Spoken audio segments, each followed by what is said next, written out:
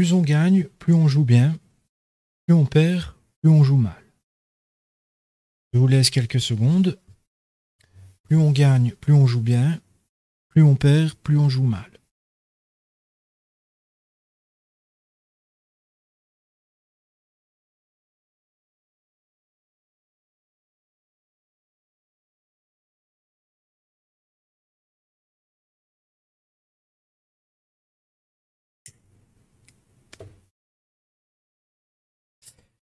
Alors j'aimerais l'aborder avec vous sous 3 angles différents au moins.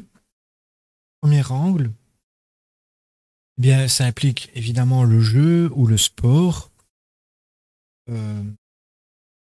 Moi-même, j'aime bien jouer à certains jeux vidéo où j'ai constaté que lorsque je gagne, lorsque je gagne une partie, c'est que j'ai réalisé une bonne attitude, je me suis bien impliqué, etc. Et alors par le gain, j'enregistre ces bons comportements et j'augmente bien sûr les chances de les reproduire pour prolonger la réussite. Et à l'inverse, quand je perds et que j'ai de la démoralisation, une perte d'espoir, etc., je peux devenir maladroit, manquer d'assurance, parce que j'ai enregistré le fait de ne pas forcément être capable. Alors cette notion de prise de confiance et d'assurance est extrêmement important évidemment pour réaliser une action juste. Et donc par le gain, on développe la confiance en soi et l'assurance et donc les probabilités de réaliser de bonnes actions. Que ce soit dans le jeu, dans le sport ou c'est l'un contre l'autre, etc. Alors, autre angle, c'est un peu plus pratique et moi, j'aime bien globalement voir la vie un peu comme un jeu. Quand on réalise, par exemple au boulot, mais ça peut être dans tous les domaines de la vie, admettons au boulot, on fait bien notre travail, on nous récompense, on nous félicite d'une façon ou d'une autre, eh bien ça augmente nos chances de reproduire les mêmes attitudes et de poursuivre bien les bons résultats. Et l'inverse également, maintenant ça dépend aussi de la personne si elle est capable de se remettre en question, de refaire des efforts davantage pour changer la donne. Mais le problème dans le manque de réussite, c'est qu'il y a le sentiment d'incapacité qui risque de se développer et le manque de confiance en soi. Donc voilà.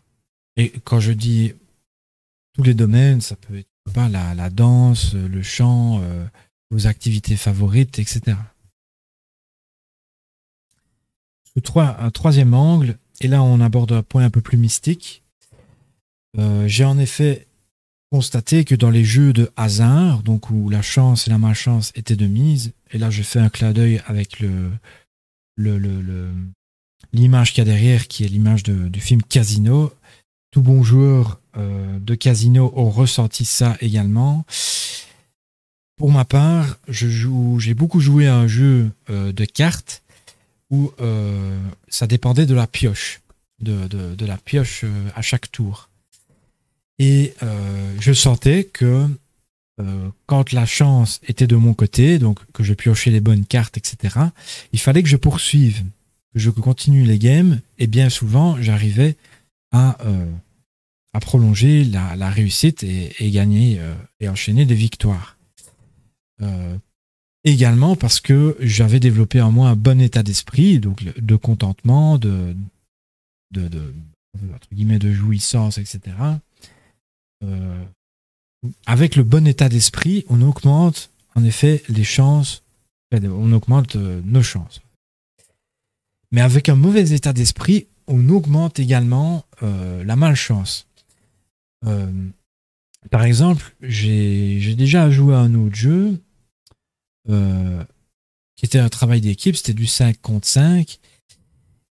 Et ça m'est déjà arrivé de perdre une dizaine de games d'affilée et je sentais qu'il n'était pas possible de réussir.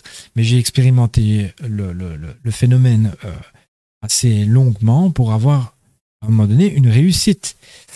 Je pense que j'en ai fini par en avoir une, mais l'enchaînement, la chaîne de défaites était vraiment significative. Et là, je considère que c'est de la malchance parce que j'avais beau ou moins bien jouer, étant donné que c'est un travail d'équipe, si les autres jouent mal, ben, je considère que ça peut être de la malchance. Surtout si ça se reproduit une dizaine de fois.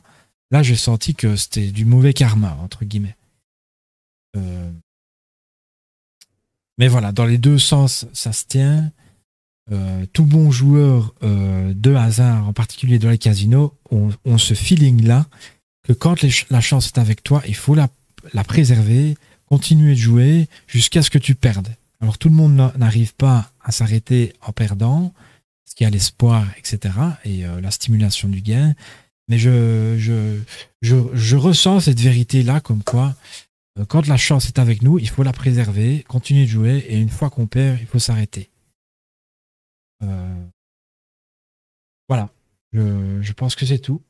Merci de me suivre et à demain ou à bientôt pour une nouvelle lecture.